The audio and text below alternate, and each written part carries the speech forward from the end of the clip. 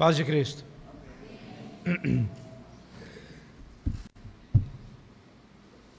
É uma alegria muito grande estar com vocês aqui. É sempre um prazer rever os irmãos e ver o trabalho o esforço de vocês aqui na Baixada e como Deus tem abençoado esse trabalho.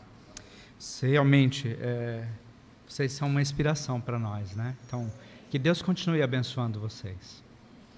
O tema que me convidaram para falar hoje é um pouco complexo. Nada demais, mas é um tema amplo e que vai exigir de nós um pouco mais de atenção do que talvez a gente esteja acostumado. O tema que me deram é: o cristão é apolítico, ou seja, o cristão não é político. Então, é um tema amplo, é um tema que, de fato, caberia num tempo maior do que o interregno de 30 ou 40 minutos de um sermão. Por outro lado, também, eu não quero gastar muito tempo aqui da nossa comunhão falando sobre história e filosofia política, que nos levaria a entender um pouco do cenário que nós estamos vivendo hoje. Cenário esse que eu acredito justificar uma asserção como essa para dirigir à igreja uma mensagem sobre o tema. Mas que, de fato, nós não podemos seguir caminho, seja fazendo ou desfazendo essa afirmativa, sem considerar algumas coisas, sem tracejar alguns conceitos. Então, primeiro vamos entender o que é ser político, né? De fato, nós somos eivados do conceito que nos aparece quando falamos em política, em função daquilo que nós já ouvimos, já presenciamos e da própria cultura. Mas o termo ele é muito antigo, ele vem da Grécia, esse termo vai surgir na Grécia 600, 800 anos antes de Cristo, quando a Grécia começa a aglutinar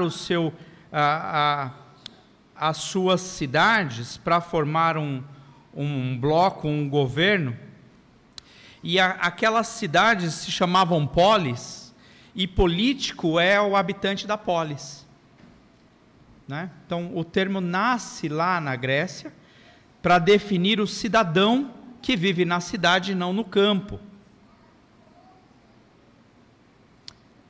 Mas o termo vai se aproximar um pouco do nosso conceito moderno nas palavras de Aristóteles, quando ele vai definir que política é o esforço de cada um para o bem comum, favorecendo a vida em comunidade. Diante dessa definição, então, nós não podemos dizer que um cristão é apolítico, porque todos nós vivemos em comunidade, todos nós somos responsáveis pelos deveres que nos são entregues, uma vez que nós estamos debaixo de um regimento governamental, e ao mesmo tempo nós somos detentores de direitos que são limitados exatamente pelo direito da pessoa que está sentada ao meu lado. Mais uma vez, nós não podemos dizer que nós somos apolíticos. Mas muito bem, vamos seguir um pouquinho. Tendo entendido esses conceitos, não quero me deter, como eu disse, tão profundamente na questão filosófica sobre o tema, mas vamos seguir caminho aqui. Por outro lado, ainda que nós tenhamos uma tendência avessa ao que é a prática política no nosso cenário brasileiro, nós precisamos entender que,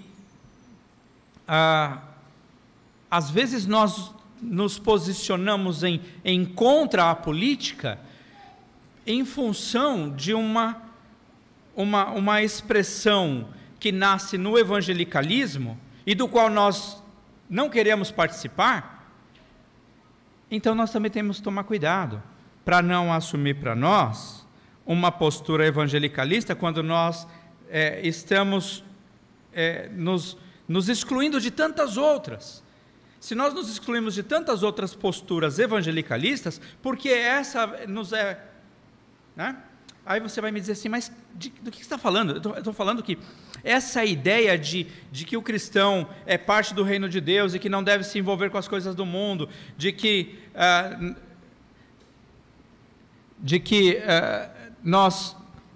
a nossa pátria não é aqui e que, enfim, nós não devemos, como cidadãos de uma pátria celestial, nós não devemos estar envolvidos com a política porque a política é corrupta e está cheia de erros e que o mundo...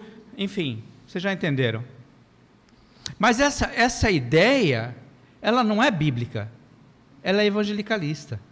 Ela nasce pós-reforma com os anabatistas. Ela nasce com os anabatistas alemães e albigenses, que vão tentar isolar o seu corpo de fiéis do mundo em nome de uma teocracia. E aí a maior expressão desse fato, eu prometo que eu só vou fazer uma menção a um fato histórico, eu não vou ficar, tá bom? Desculpe, então, é um fato só. Então, mas a maior expressão desse acontecimento, na cidade de Münster, 1934, quando um homem chamado Bernard Knipperdolling,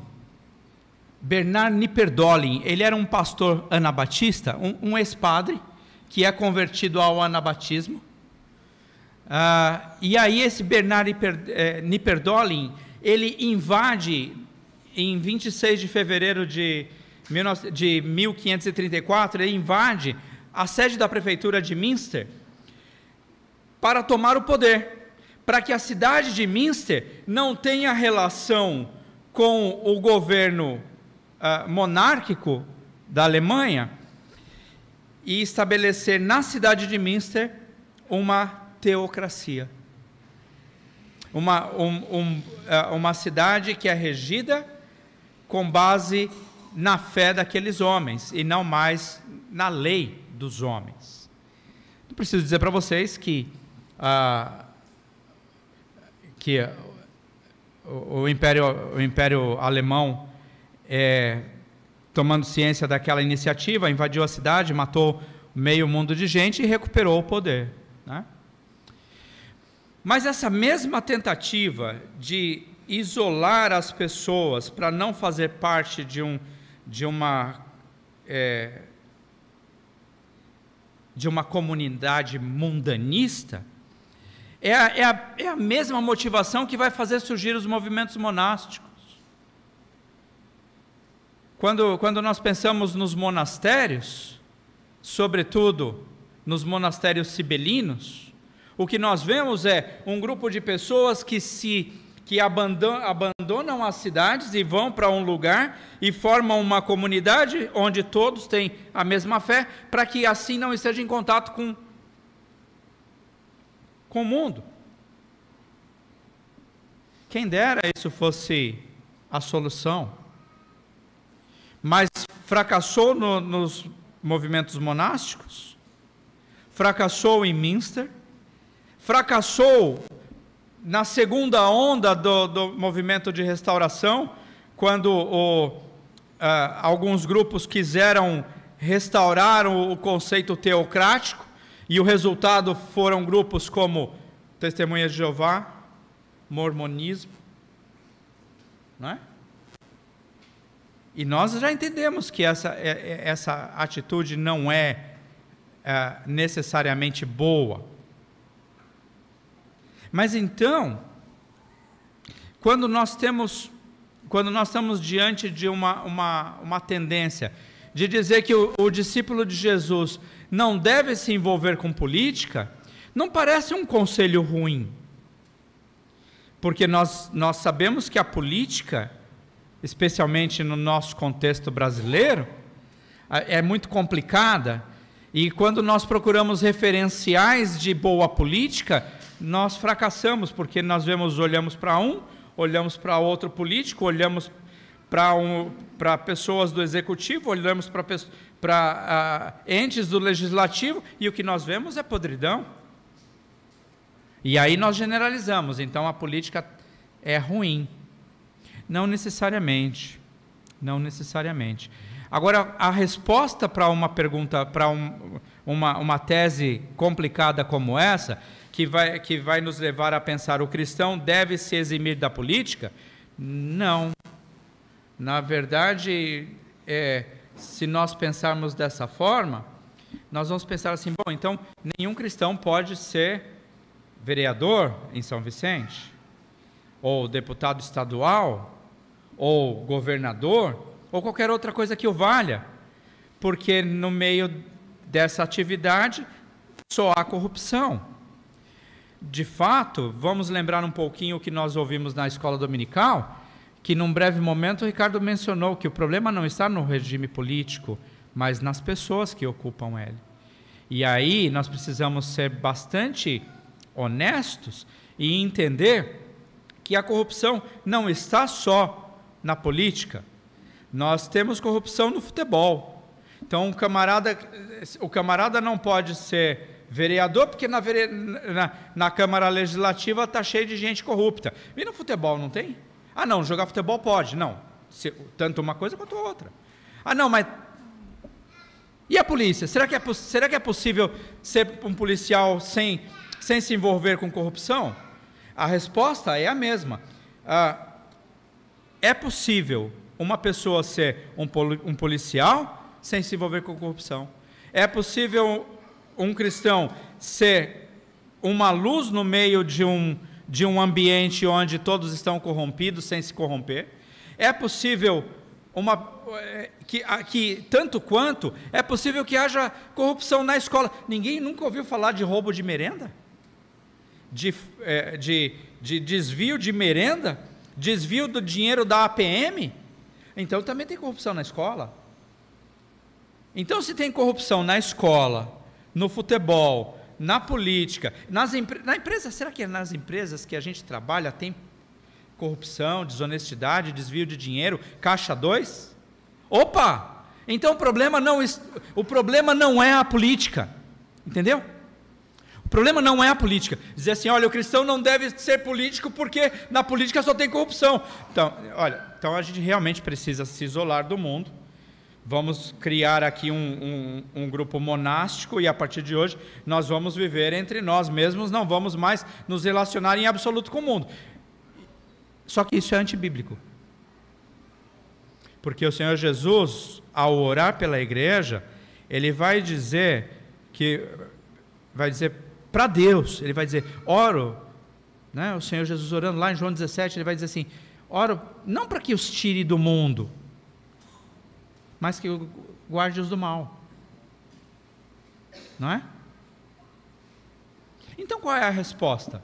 O cristão pode se envolver com política, tanto quanto pode se envolver com futebol, tanto quanto pode se envolver com ensino, tanto quanto pode se envolver com medicina, tanto quanto pode ser policial, tanto quanto pode ser qualquer outra coisa, pode prestar concurso público. O cristão, na verdade, deveria estar muito mais envolvido. Não estou fazendo campanha política aqui para ninguém, nem advogando em favor de que ninguém seja militante na política, mas um bom cristão, um irmão que pudesse realmente se eximir da vida da corrupção, deveria dar o bom exemplo na Câmara Legislativa, na Câmara dos Deputados, no Senado Federal. Deveria. E assim, se você for falar de exemplos bíblicos, sim, nós temos vários exemplos bíblicos de homens que exercitaram a política ao seu tempo. Neemias. Abra sua Bíblia comigo. Eu poderia só citar, mas abra sua Bíblia comigo e se você não quiser ler agora, marca na sua Bíblia aí, para você ler em casa. Neemias capítulo 5. Veja comigo o verso 15. Neemias diz assim: os primeiros governadores que foram antes de mim, oprimiram o povo e tomaram pão e vinho, além de 40 ciclos de prata, até os moços dominavam sobre o povo. Porém, eu assim não fiz, por causa do temor de Deus. Eu teria outros exemplos, mas esse eu acho que é um exemplo bastante forte. Neemias, como governador daquela região, ele se coloca como governador, como regente. José foi regente do Egito, Neemias aqui como regente também, e ele diz assim: temos exemplos de homens que anteriores a mim oprimiram o povo, não é? Eu, porém, não oprimi. Por quê? O que diz a Bíblia aí? Não oprimi o povo por quê? Qual que é a razão? Não entendi. Temor de quê? Temor a Deus. Então, um homem ou uma mulher com temor a Deus pode viver no meio da corrupção de maneira incorrompida. Aliás, esse é o princípio da parábola dos talentos. O Senhor disse: seja fiel no pouco, porque sobre o muito você não vai ser, se não souber ser fiel no pouco.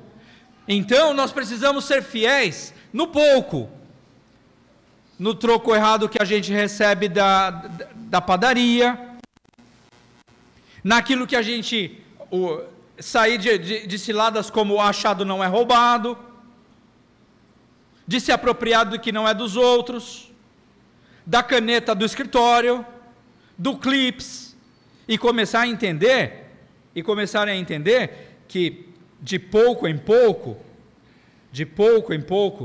quando nós vamos caminhando com Deus, o Senhor vai nos colocando sobre o muito, por causa da nossa fidelidade a Ele e para a glória do nome dEle.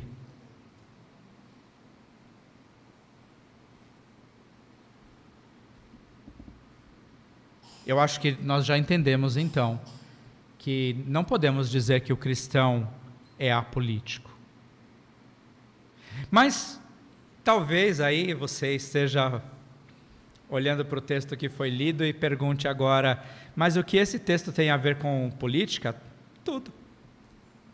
Volta lá comigo para o texto que o Jefferson leu, Romanos capítulo 12, provavelmente alguns de vocês têm esse texto de cor, de tanto que já devem ter lido e ouvido, mas eu queria explorar um pouquinho a mensagem que Paulo nos dirige.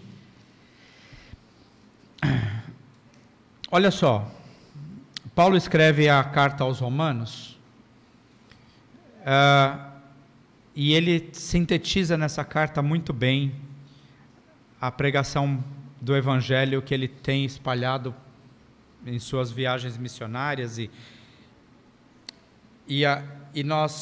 se nós fôssemos dividir essa carta em dois momentos, Paulo faz isso, não faz? Ele, nas escritas dele faz, lá na carta aos Efésios, do capítulo 1 ao 3, ele faz uma exposição doutrinária, do 3 ao 6, ele faz uma exposição prática. Já viram isso, não viram? Vocês tiveram o estudo da carta aos Romanos recentemente? Agora, a divisão da carta aos Romanos não é tão equilibrada. Do capítulo 1 ao 11, Paulo faz uma exposição doutrinária. Ele termina a exposição doutrinária e agora, no capítulo 12, ele vai para a prática, para a vida prática. Vocês vão pegar tudo que nós falamos até agora e vão trazer para o dia a dia. Leia comigo. Rogo-vos, pois, a gente não dá atenção muitas vezes para esse pois, né? Esse pois remete a tudo que ele já disse do capítulo 1 ao 11. É esse, pois, que está apontando para trás. Depois de eu ter dito para vocês tudo isso, que Deus tem nos anunciado o Evangelho da Graça, que nós somos indesculpáveis, que em Cristo Jesus nós temos salvação.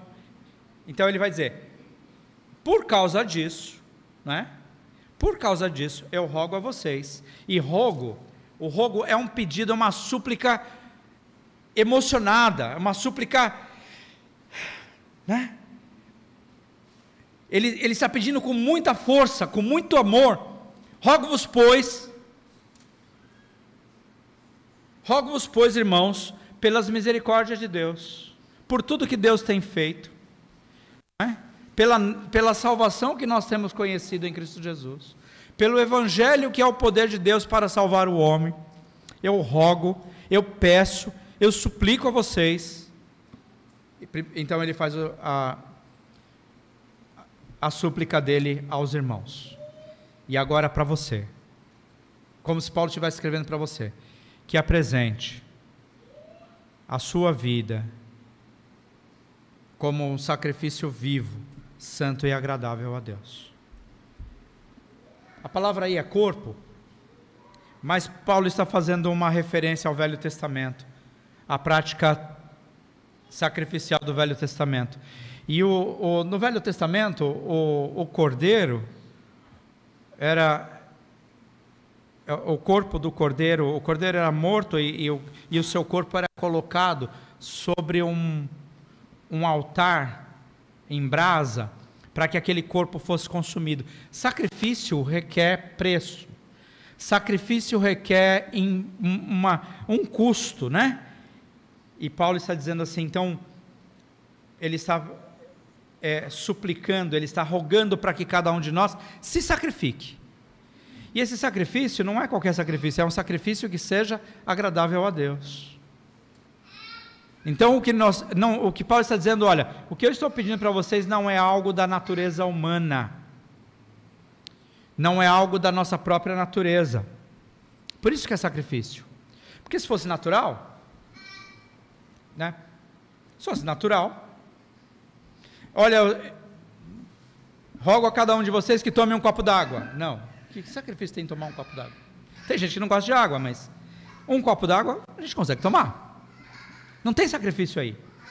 Paulo está dizendo para nós nos entregarmos num sacrifício vivo, contraste com o sacrifício do Velho Testamento, sacrifício vivo, um sacrifício santo. Opa, tem aí uma característica nesse sacrifício, envolve santidade. Mais uma vez, não é natural, porque na nossa natureza, nós vamos pender, nós temos o pendor da carne, nós vamos pender para a carne, vamos pender para a corrupção, vamos pender para a maldade,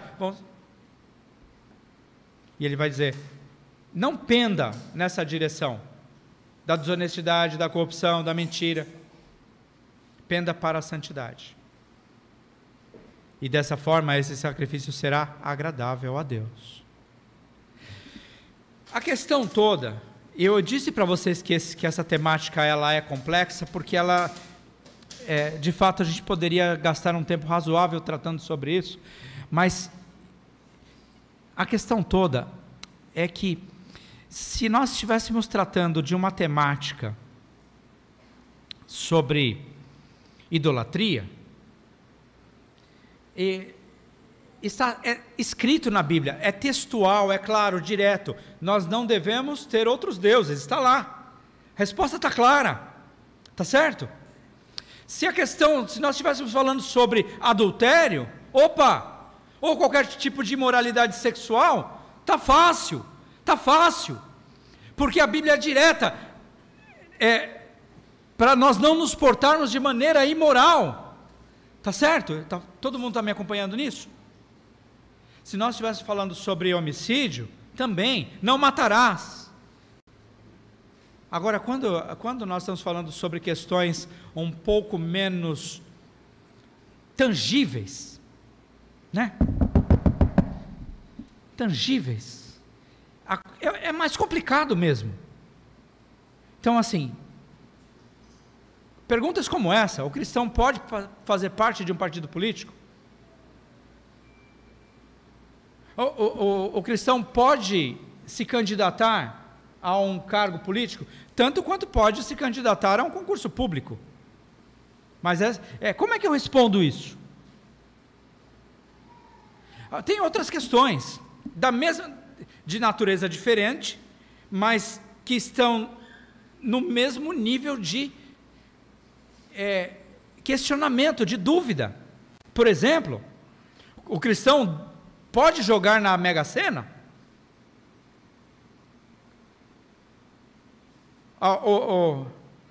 Enfim, a mulher pode tomar anticoncepcional? São questões que você vai... Peraí, agora, irmãos, para responder essa questão, por favor, abram a sua Bíblia na seção em que diz sobre vida em comunidade e civilismo. Alguém pode, por favor, dizer onde está? Não tem. Não tem. Né? Então, como é que a gente resolve isso? Paulo está dizendo como é que a gente resolve essa questão. Paulo está dizendo como é que a gente resolve essa questão. E aí, de maneira bem prática, se né? Já está dito, Paulo vai dizer num outro momento assim, né? Aliás, ele diz 3 vezes, ele diz assim, tudo me é lícito, mas nem tudo convém, não é? Ele vai me dizer, tudo me é lícito, mas nem tudo edifica. E ele vai dizer pela 3ª vez, tudo me é lícito, mas eu jamais me deixarei dominar por qualquer uma dessas coisas. Então eu posso, mas quer dizer que porque eu posso eu vou? Não necessariamente. Porque, por exemplo, vamos voltar para a questão da política. Eu já fui convidado no passado para fazer parte de um determinado partido político, né? Enfim, quem convida para um determinado partido político, convida para que você milite naquela seara, não é? E eu não aceitei. Eu não aceitei justamente por isso, porque eu não tinha interesse de militar naquela seara. Mas vamos dizer que eu aceite. Vamos dizer que eu aceite. Eu tenho que ter, primeiro lugar, entender que quer eu seja um mero militante político naquele partido, presidente de diretório, candidato político, candidato eleito, em qualquer que seja a situação, eu preciso que minha conduta glorifique a Deus. Porque o exercício da minha conduta será sacrifício agradável a Deus. Eu posso ser sapateiro. Eu posso ser sapateiro e ser corrupto. Agora, se eu vou ser um sapateiro para ser corrupto, eu não devo ser sapateiro. Eu posso ser advogado honesto. Nunca vai ser um advogado rico, mas pode ser um advogado honesto. Mas se for para ser um advogado corrupto, eu não devo ser advogado. Eu posso ser padeiro. Mas se for para ser um padeiro corrupto, eu não devo ser padeiro. Eu posso ser motorista profissional. Mas se eu não estiver pronto para obedecer às leis de trânsito, eu não devo ser motorista.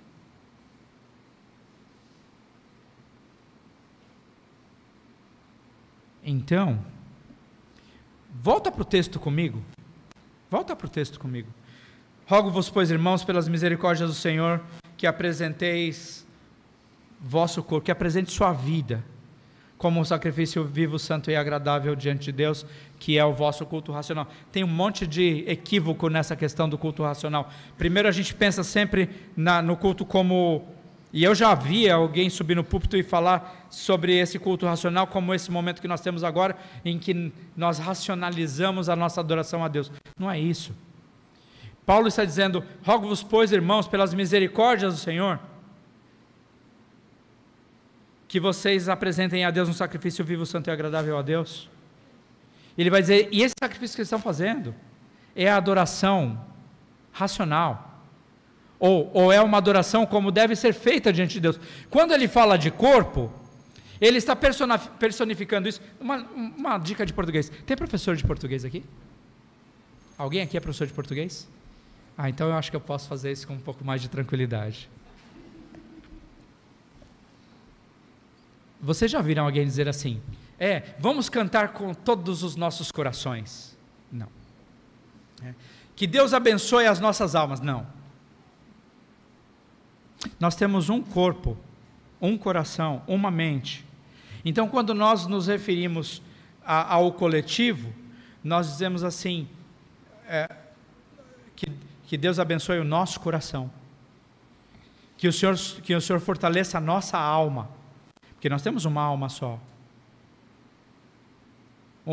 que o Senhor possa edificar a nossa mente, é a nossa mente, nós temos uma mente só.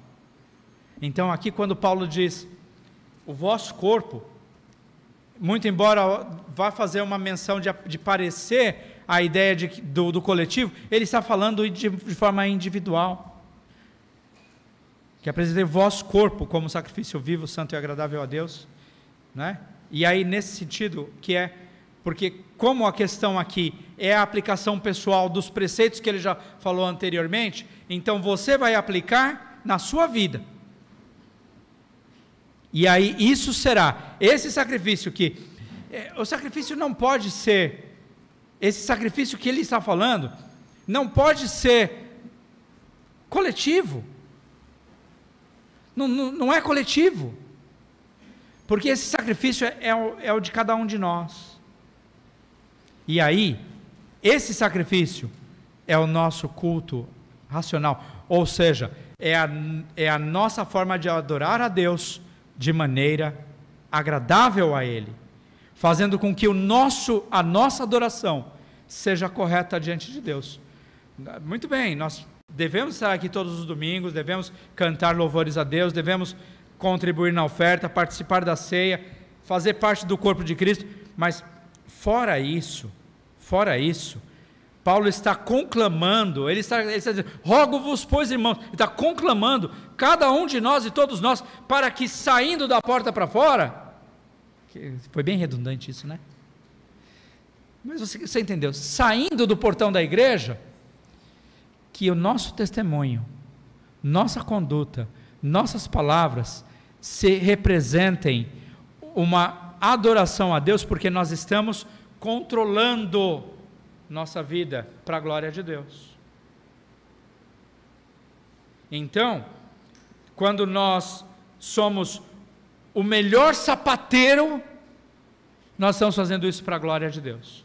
Quando nós somos advogado honesto, somos para a glória de Deus. Quando nós somos juiz honesto, somos para a glória de Deus. Quando nós somos um comerciante honesto, nós somos para a glória de Deus. Quando nós somos um motorista exemplar, nós somos para a glória de Deus. Quando nós somos um político exemplar, nós somos para a glória de Deus. Porque nós estamos fazendo da nossa vida culto racional, culto compreensível. Nós entendemos que estamos fazendo isso, não é porque eu sou bom, mamãe me ensinou direitinho, não é isso, é porque eu tenho mudado de dia em dia, por causa da palavra, para que a minha vida glorifique o Senhor a quem eu me rendi. Continua comigo no texto mais um pouquinho. E não vos conformeis. Ele faz uma exortação, ele faz um pedido, e agora ele faz 3 exortações. Primeira exortação, não vos conformeis com esse mundo. Aí nós pensamos assim, né?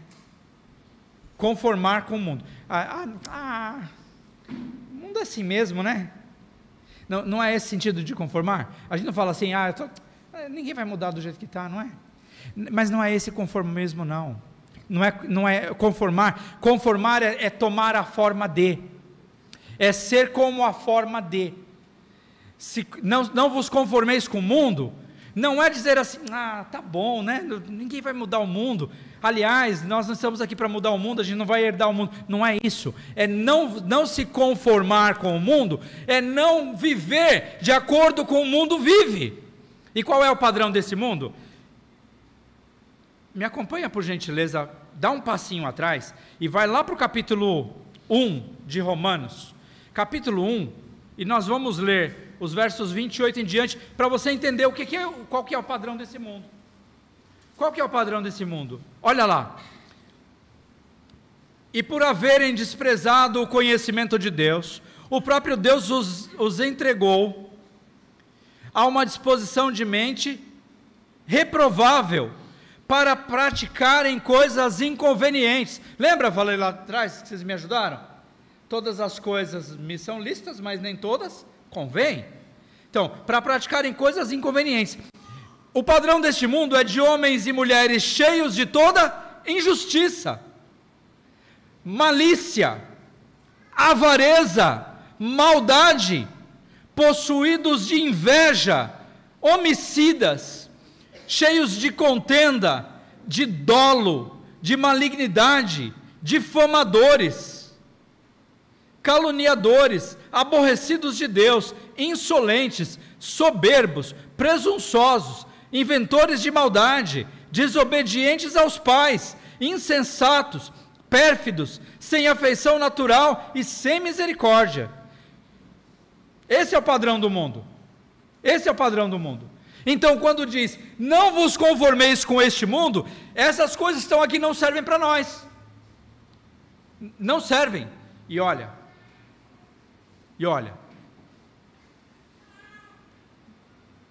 recomendação minha, quando chegar em casa, lê de novo esse texto. Lê de novo, porque pode ser que alguma coisa que a gente esteja fazendo está aí. Então, não se conformar com o mundo é se excluir desse padrão. E não vos conformeis com este mundo, mas transformai-vos. E aí vem a transformação. Transformai-vos. Ele pede para não se conformar com o mundo, mas transformar-vos pela renovação da mente. Transformar-vos pela renovação da mente, para que nós possamos experimentar quão boa, perfeita e agradável é a vontade de Deus para a nossa vida. Transformar é uma coisa difícil. Mudar é difícil. Mas a mudança pode ser, para algumas pessoas a mudança é assim, puf, mudei, não faço mais. Para outras não, para outras ela é gradativa.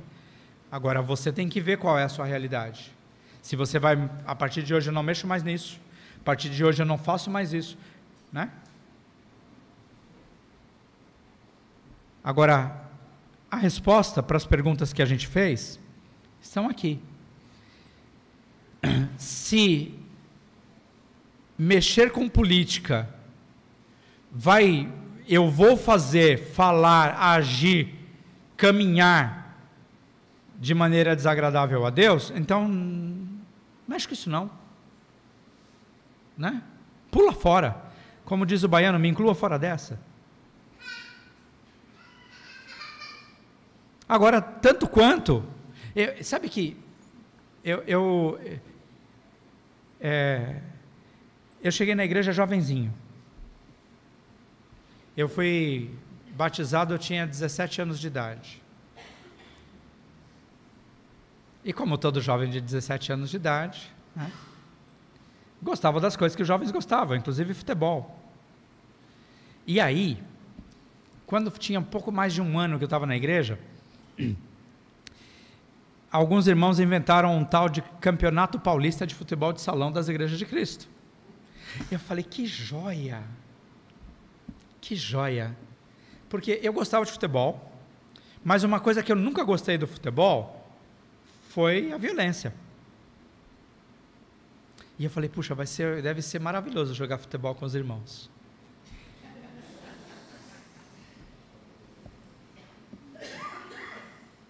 Eu só fui no primeiro jogo, porque tudo que eu vi no mundo eu vi lá. Violência, falta desnecessária, desrespeito com o próximo, palavrão. Eu não fui mais. nós precisamos entender que o que significa dizer quem está em Cristo, nova criatura é.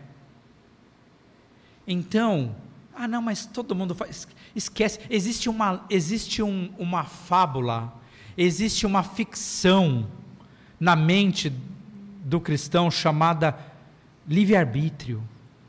E aí, por causa do livre-arbítrio, eu vou me articulando, me justificando, usando muletas para me conduzir da forma como eu quero, e me justificando em coisas que são injustificáveis, porque ninguém pode me julgar. Opa, cuidado, cuidado.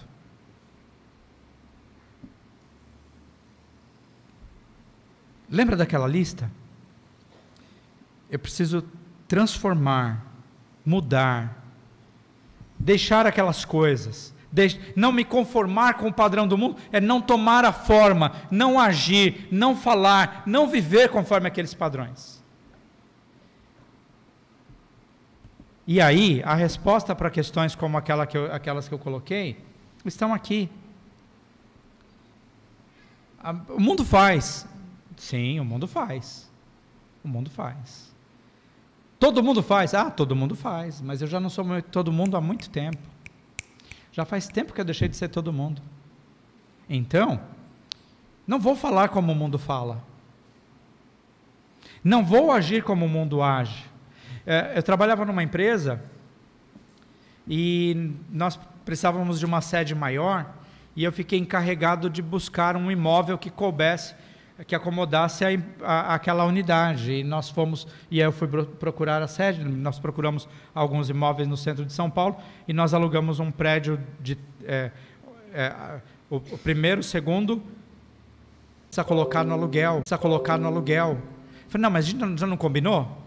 Não, mas é que pode ser que, né, não, você não entende, não tem os valores, é o valor que a gente combinou. Ele estava imaginando que eu ia pedir um incremento financeiro como parte do aluguel para que aquilo viesse para mim. Então, se eu dissesse que era R$ 1.500 e o aluguel é R$ 1.500 vinha para minha conta todos os meses. Esse é o padrão do mundo. E a gente está sujeito a isso em todos os lugares.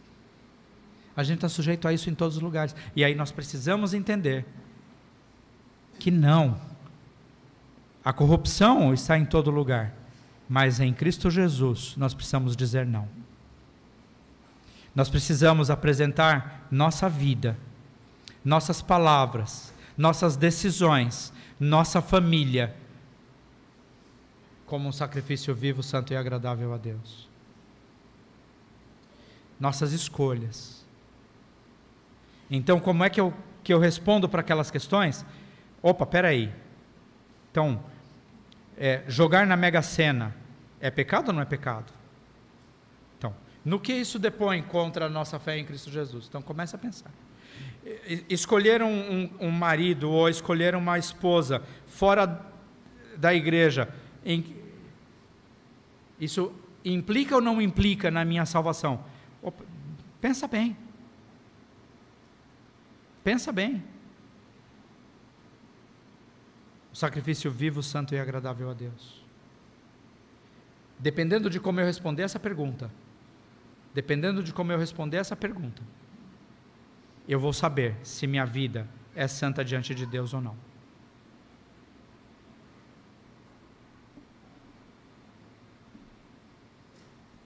O cristão não é apolítico, não precisa ser. Mas o cristão precisa apresentar a sua vida em todo ambiente, em toda circunstância, como um sacrifício vivo diante de Deus. E na prática, isso significa fazer parte da igreja.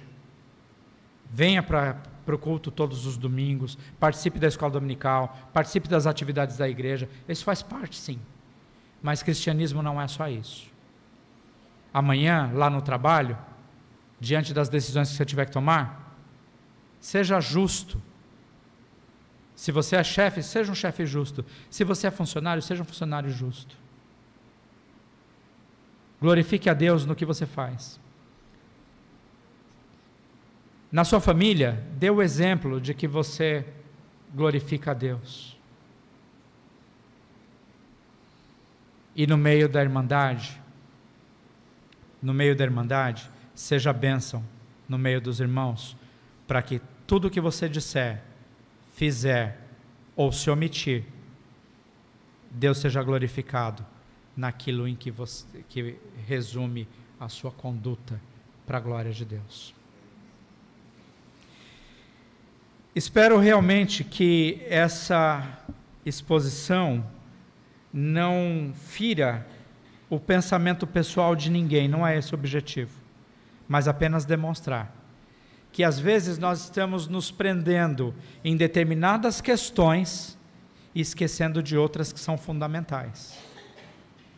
Podemos dizer assim, eu recomendo que alguém se filie a um partido ou qualquer coisa do tipo, absolutamente. Igualmente também não digo para ninguém sair, se estiver participando. Mas eu digo com certeza, seja você republicano ou democrata, corintiano ou palmeirense, gosta de vermelho ou de verde, não deixe que as suas escolhas definam quem você é, porque quem deve definir quem você é a renovação da mente que você adotou no dia em que você nasceu em Cristo Jesus. Que Deus te abençoe e que nós possamos ser pessoas melhores, não para que o mundo veja, olha que rapaz e que moça exemplar, mas que Deus seja glorificado no nosso viver